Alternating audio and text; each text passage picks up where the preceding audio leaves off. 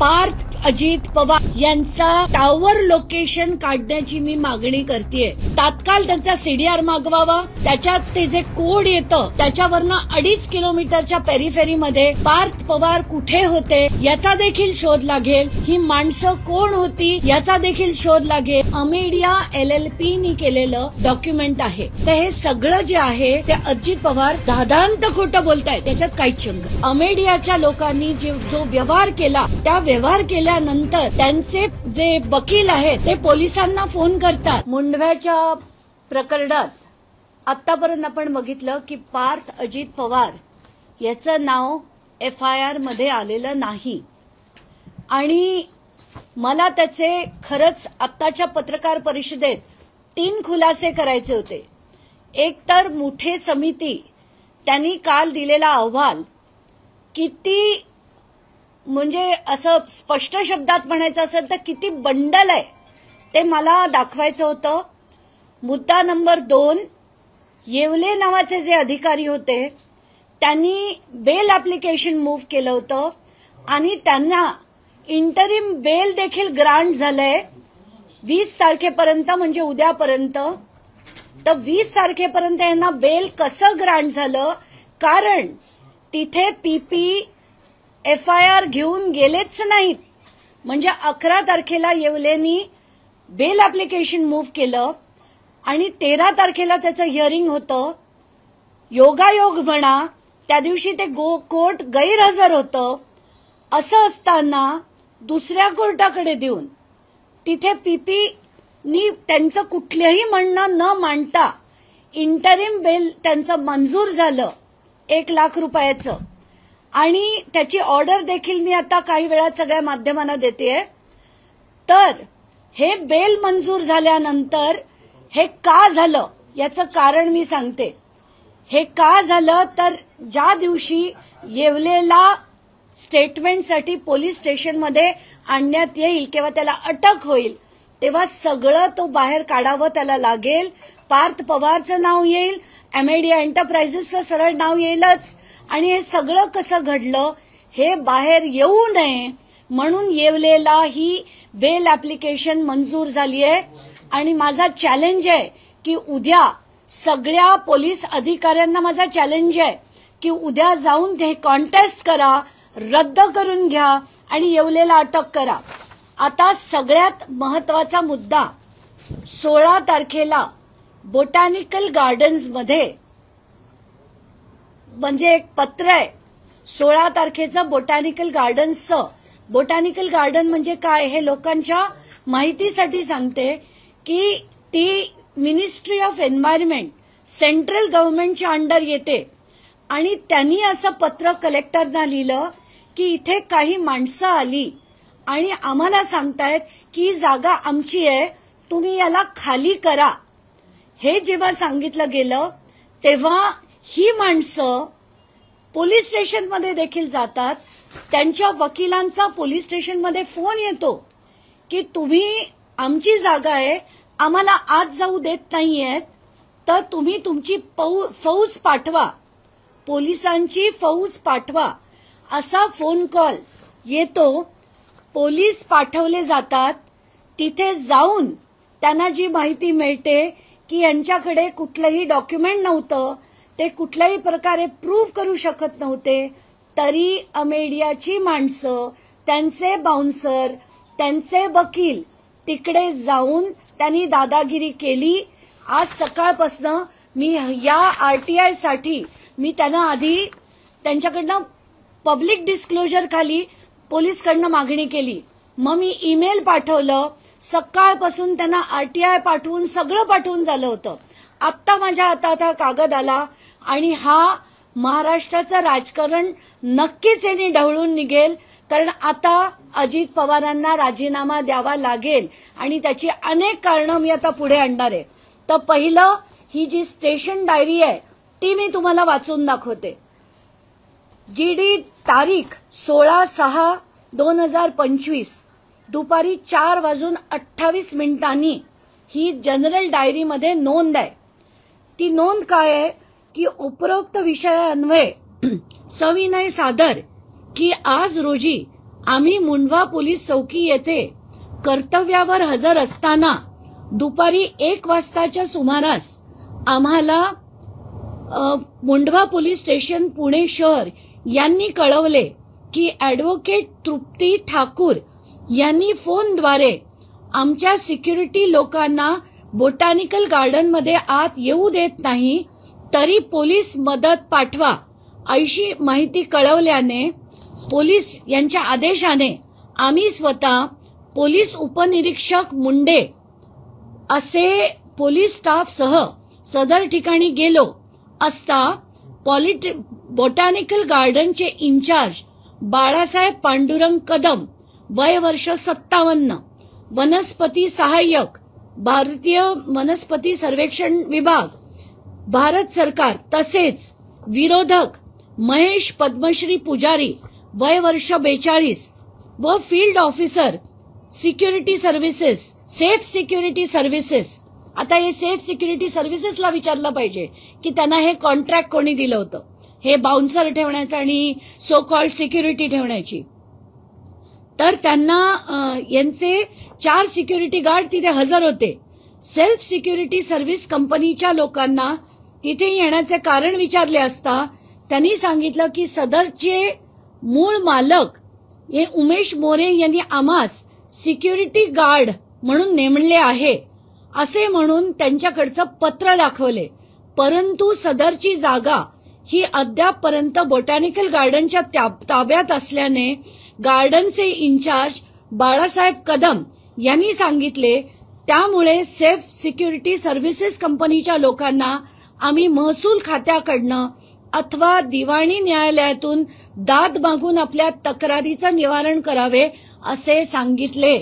आताच्या घटनेला ही सगळ्यात मोठी आणि शॉकिंग गोष्ट आहे की अमेडियाच्या लोकांनी जो व्यवहार केला, त्या व्यवहार केल्यानंतर त्यांचे जे वकील आहेत ते पोलिसांना फोन करतात, पोलीस फौज पाठवा म्हणून सांगतात, जागा आम्हाला खाली करून हवी असं सांगतात, उलट त्यांच्यावर ट्रेसपासिंगचा गुन्हा दाखल करा असं सांगितलं जातं. आणि मला आता सगळ्यात मोठी मागणी करायची आहे की हे सगळं होत असताना दुपारी 1 ते संध्याकाळी 4:30 पार्थ अजित पवार यांचा टावर लोकेशन काढण्याची मी मागणी करतेय. ती टावर लोकेशन मागण्याची मागणी मी का करतेय त्याचं मला रिझन माहितीये की पार्थ पवार ते त्या घटनेला कुठे होते हे त्याच्यातनं त्याचा मोठा उलगडा होईल. आणि पार्थ पवार यांच्या सीडीआर वरनं तात्काळ त्यांचा सीडीआर मागवावा, त्याच्यात ते जे कोड येतं त्याच्यावरनं 2.5 किलोमीटरच्या पेरिफेरीमध्ये पार्थ पवार कुठे होते याचा देखील शोध लागेल, ही माणसं कोण होती याचा देखील शोध लागेल. आणि आतापर्यंत जे पार्थ पवारचं नाव FIR मध्ये घातलं गेलं नाहीये ते होईल. दुसरं म्हणजे पोलिसांना नम्र विनंती की उद्या जाऊन स्ट्रॉंगली एक स्ट्रॉंग ॲडव्होकेट ठेवून त्यांनी हे जे इंटरिम बेल ऍप्लिकेशन आहे येवलेंचं ते रद्द करावं, त्यांना अटक करावी, त्यांचे स्टेटमेंट घ्यावे की हे करण्यास भाग कोणी पाडलं. ह्या सगळ्याचा उलगडा झाल्यावर आपोआप सगळ्या गोष्टी बाहेर येतील. आणि हे आता थेर जे आहेत ना, मुठे समितीने त्यांचं नाव न घेणं, अमुक समितीने त्यांचं नाव न घेणं, काल तर काही बातम्या चालल्या की पार्थ पवारला क्लीन चिट मिळाली, कुठलीही क्लीन चिट नाहीये. आणि हे अगदी तडीस नेण्यासाठी मी लढत राहणार आहे, एवढंच मला म्हणायचंय. ताई, जी पोलीस स्टेशन मधली नोंद तुम्ही दाखवताय हे तेच माणसं आहेत ज्यांनी बोटॅनिकल गार्डनच्या परिसरात जाऊन आधी दादागिरी केली होती असा बोटॅनिकल गार्डनचा देखील दावा आहे तिथल्या संचालकांचा, आणि त्यांनी पत्र देखील दिलं होतं सदर जिल्हाधिकाऱ्यांना. आणि त्यानंतर त्यांनी पोलीस स्टेशनमध्ये जाऊन नेमकी काय मागणी केली, ते पोलीस स्टेशनमध्ये का गेले होते? ते त्यांचं असं म्हणणं होतं, मला अतिशय मला नावं नाही कोणाचीच घ्यायची आणि घेताही येणार नाहीत, तर मला अशी माहिती मिळाली आहे की त्यांनी जाऊन पोलीस स्टेशनमध्ये देखील अशीच धमाल केली आणि त्यांच्या वकिलांनी फोन करून सांगितलं की ही जागा आता आमची आहे, ती त्यांना खाली करायला सांगा आणि ती खाली करण्यासाठी तुमचा पोलिसांची फौज पाठवा. हे जे सगळं होतं अतिशय शॉकिंग आहे. म्हणजे याच्यात अमेडियानी नुसता एक डॉक्युमेंटच नाही पोलिसांवर दबाव, जी मिनिस्ट्री ऑफ एन्व्हायरमेंट सेंट्रल गव्हर्नमेंटच्या मिनिस्ट्रीच्या याच्याखाली असलेली जमीन ती सुद्धा बळकावण्याचा प्रयत्न केला. याच्यावरनं त्याची गंभीरता कळते की कुठलाही हा साधा व्यवहार नाहीये. याच्यात बळ वापरलं गेलं होतं, याच्यात पॉलिटिकल इन्फ्लुएन्स होता आणि या सगळ्या गोष्टीमुळे आता तरी अजित पवार यांनी पुण्याच्या पालकमंत्रीपदाचा आणि उपमुख्यमंत्रीपदाचा तात्काळ राजीनामा हा दिला पाहिजे. पार्थ पवार पोलिसांवर दबाव टाकतायत का? तुम्ही म्हणताय की टॉवर लोकेशन शोधलं पाहिजे. पार्थ पवार पोलीस स्टेशनच्या आसपास होते का की जेव्हा त्यांचे वकील पोलीस स्टेशनला गेलेले होते? आताच्या घटनेला मला काहीच म्हणायचं नाहीये. मला जी माहिती मिळाली आहे त्याच्या आधारे मी मागणी करतेय की पार्थ पवार यांचं तेव्हाचं टॉवर लोकेशन काढण्यात यावं. ते त्या पेरिफेरीमध्ये 2.5 किलोमीटरच्या पेरिफेरीमध्ये होते का हे त्याच्यावरनं कळेल आणि तर या सगळ्या गोष्टीचा पॉलिटिकल दबाव किती आहे हे सगळं आपोआप उघडकीस येईल. बावनकुळे आता असं म्हणताय की मुळातच मुठे समिती ही नेमलेलीच नाहीये चौकशीसाठी, त्याच्यामुळे त्यांच्या अहवालाला तितकंसं फार महत्व नाही असं त्यांना अधोरेखित करायचं आहे. त्याच्यामुळे सरकारमध्येच आता समितीवरनं मतभेद निर्माण झाले तसं चित्र समोर येतं. नाही, आता ही मुठे समिती जी नेमली गेली ती कोणी नेमली? ती काही तुम्ही आणि आम्ही केलेली नाहीये, सरकारनेच नेमली होती. त्याच्यात झालेल्या ज्या अनियमितता होत्या त्या पुढे आणण्यासाठी नेमली होती. पण याच्यात महत्वाचं म्हणजे त्या समितीच्या अहवालात शीतल विरुद्ध लिहिलंय, त्या दिग्विजय पाटील विरुद्ध लिहिलंय, त्या येवलेन विरुद्ध लिहिलंय. कुठेही त्यांनी अमेडियाच्या इतर पार्टनर सुद्धा याच्यात लायबल आहे असं या मुठे समितीच्या अहवालात लिहिलं गेलं नाही. कारण आपल्याला आठवत असेल सिंचन घोटाळ्यात सुद्धा ना अजित पवारांचं नाव आलं होतं ना सुनील तटकरेंचं नाव आलं होतं. एक्झॅक्टली तोच पॅटर्न, मी तर याला देवेंद्र फडणवीस पॅटर्न म्हणेल की हाच पॅटर्न पुन्हा इथे आलाय.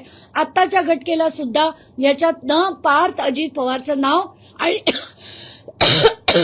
अमेडिया एंटरप्राइजेस LLPचं नाव वगळण्यात आलेलं आहे.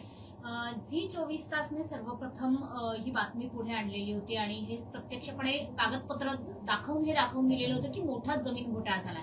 मात्र आता ज्या पद्धतीने चंद्रशेखर बावनकुळे सांगतायत की मुठे समिती ही तपास करणारी समितीच मुख्य समिती नाहीये, कुठेतरी सरकारचा दिशाभूल करण्याचा हा प्रयत्न आहे का? सातत्याने दिशाभूल करण्याचा प्रयत्न आहे.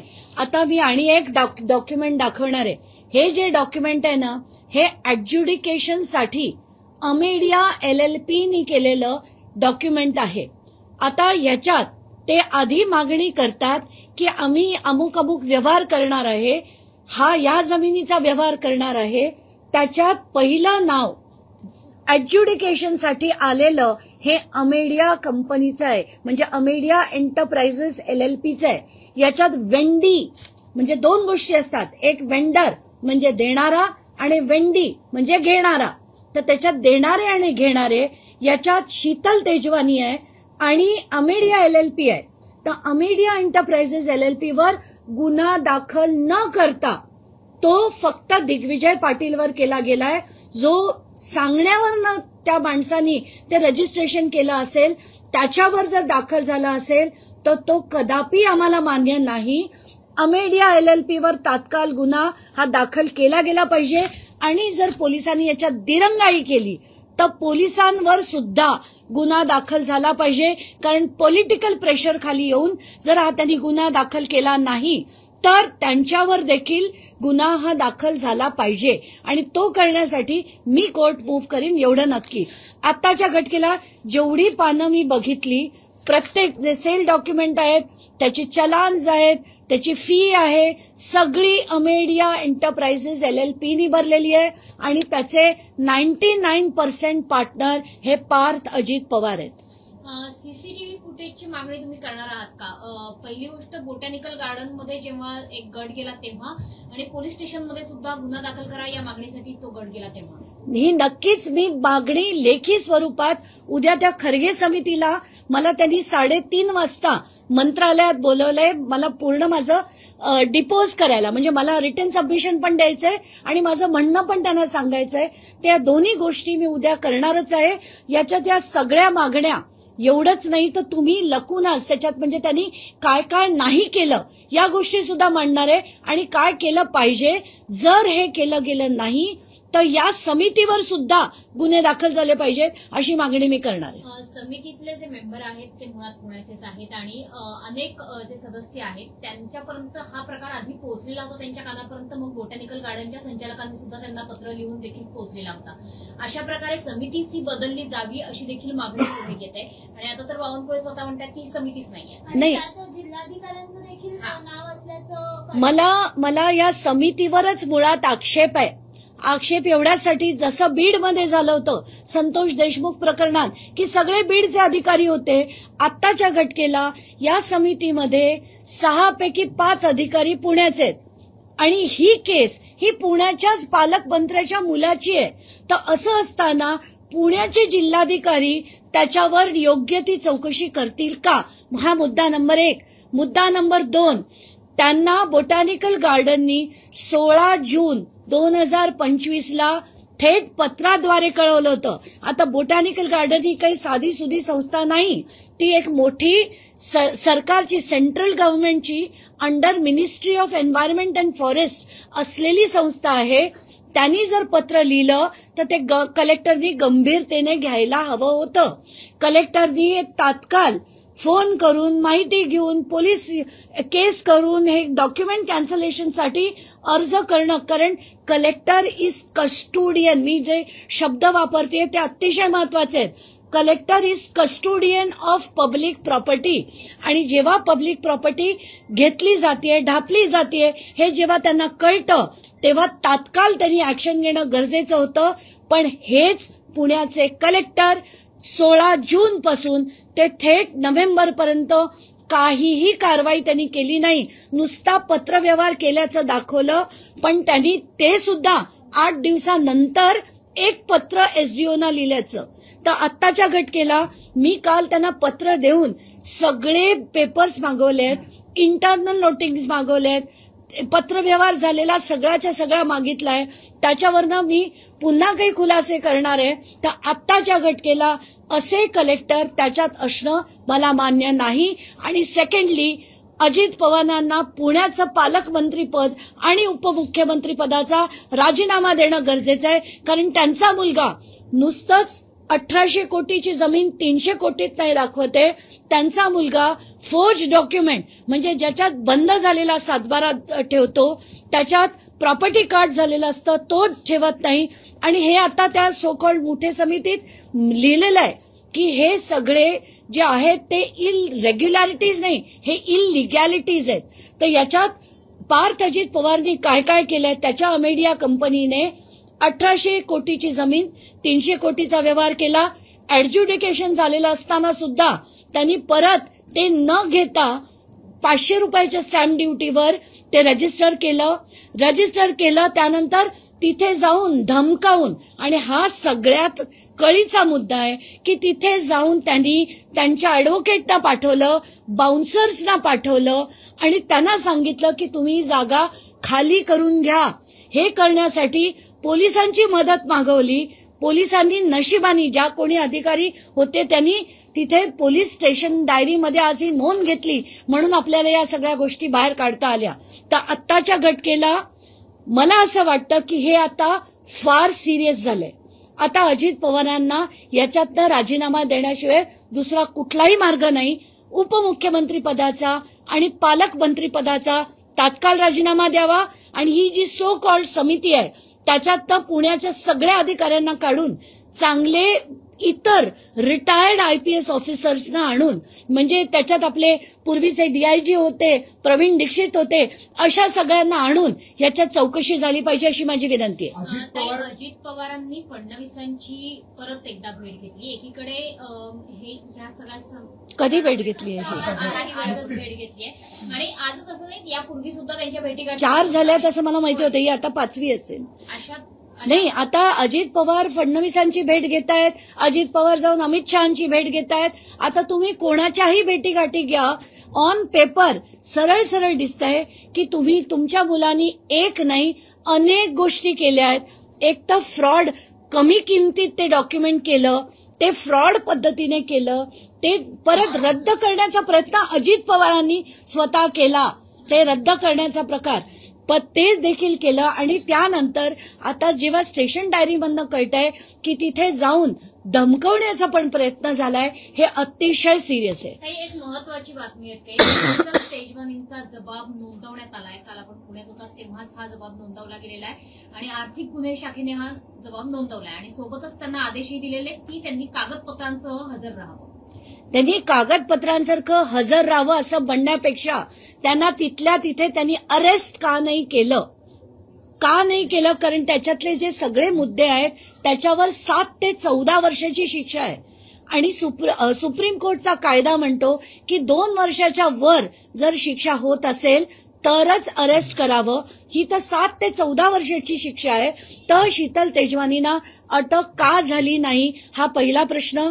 आणि त्यांना जरी आता सांगितलं असेल सादर करायला, हे सगळेच कागदपत्र माध्यमांनी दाखवून झालेले आहेत, त्यांच्याकडे आता वेगळं काहीच नाहीये सादर करायला. हा खोटेपणा कसा केला हे त्यांच्याकडनं आता वदवून घेणे गरजेचं आहे आणि हे वदवण्यासाठी त्यांना अटक करणं गरजेचं आहे. अजित पवार खोटं बोलतात का? कारण जेव्हा ही बातमी माध्यमांवरती आली तेव्हा अजित पवारांनी स्पष्ट केलं की या प्रकरणातलं मला काही माहित नाही, पार्थ पवारने जे केलंय त्याच्यामध्ये मला काही माहिती नाही. तुम्ही जसं म्हणताय, मी जी आता मागणी केली आहे की पार्थ पवार त्या घटकेला कुठे होते, त्यांचं टावर लोकेशन काढण्यात यावं, याच्यात खूप काही दडलंय. आणि हे जेव्हा बाहेर येईल तेव्हा सगळ्या गोष्टींचा खुलासा होईल. आणि अजित पवारांना हे माहिती होतं की नाही, कारण तुम्हाला आठवत असेल पहिल्या वेळेस जेव्हा ते बोलले ते म्हणाले मला पुसटसं माहिती होतं, असं काहीतरी होत आहे असं मला कल्पना होती, परत कानावर आलं होतं. आणि नंतर जेव्हा ते बोलले तेव्हा ते असं म्हणतायत की नाही मला याच्यातलं काहीच माहित नव्हतं. पण हे कधी बोलले? फडणवीसांच्या भेटीनंतर. तर हे सगळं जे आहे ते अजित पवार दादांत खोटं बोलतायत, याच्यात काहीच शंका नाही. बॉटॅनिकल गार्डन ही खूप मोठी संस्था आहे. जेव्हा ती संस्था एखाद्या कलेक्टरला पत्र लिहिते तर निश्चितपणे कलेक्टर हा एक खूप मोठा जबाबदार व्यक्ती असतो. पालकमंत्री या नात्याने निश्चितपणे अजित पवारांना त्यांनी देखील माहिती या सर्व प्रकारची दिली असावी का? आणि तरी देखील अजित पवारांनी या सर्व गोष्टी झाकल्या आहेत का असं वाटतं का तुम्हाला? अगदी 100%. कारण पालकमंत्र्यांना 40 एकर सरकारी जमीन पुण्यातली जर कोणी घेत असेल तर कलेक्टरचा जॉब आहे त्यांना ते सांगणं गरजेचंच आहे. तर त्यांनी ते सांगितलं असेल नसेल याचा आता खुलासा अजित पवारांनी करावा, सांगितलं पाहिजेच. हे याच्यात कोणीच म्हणजे ते पालकमंत्री म्हणून पुण्यात असंख्य वेळा गेले होते तर त्यांना ब्रीफिंग हे डेफिनेटली झालं असेल आणि माहिती नाही हे ते दादांत खोटं बोलत आहे. उद्या तुम्ही मंत्रालयात जाणार आहात, कुणाची भेट घेणार, नेमक्या काय काय मागण्या मुख्यमंत्र्यांना मागणी करणार का राजीनामा? नाही मी शनिवारी पत्र लिहिलं होतं खरगे कमिटीला की मला त्यांच्या पुढे डिपोज करण्याची म्हणजे सगळ्या गोष्टी मांडण्याची परवानगी द्यावी. तर ते त्यांचं मला सोमवारी कळवण्यात आलं त्यांच्याकडनं की तुम्हाला गुरुवारी दुपारी 3:30ला मंत्रालयात बोलवलंय तुमचे सगळे कागदपत्र घेऊन. तर म्हणून माझे सगळे कागदपत्र, माझं रिटर्न सबमिशन आणि माझ्या मागण्या घेऊन मी उद्या दुपारी 3:30 वाजता मंत्रालयात जाणार. इनडायरेक्टली कलेक्टर देखील या सर्व प्रकरणामध्ये इन्व्हॉल्व आहेत का असं वाटतं का? मला 110% वाटतंय की कलेक्टर सुद्धा त्याच्यात इन्व्हॉल्ड आहेत. कारण 16 तारखेला जर त्यांना ही माहिती होती तर 16 जून 2025 पर्यंत, नोव्हेंबर 2025 पर्यंत कलेक्टरांनी काय केलं हे त्यांना सांगणं गरजेचं आहे. तुम्ही मुख्यमंत्र्यांनाही भेटणार उद्या म्हणजे मंत्रालयात जातात? नाही, आत्ताच्या घटकेला माझा तसा काही प्लॅन नाही. ते तिथे असतील तर नक्कीच त्यांची वेळ घेऊन मी त्यांना भेटेन. ताई, नवाब मलिकांवरती जे मनी लॉन्ड्रिंगचे आरोप झालेले होते त्याच्यावर मला काहीच माहित नाही, मी बोलणार नाही. धन्यवाद.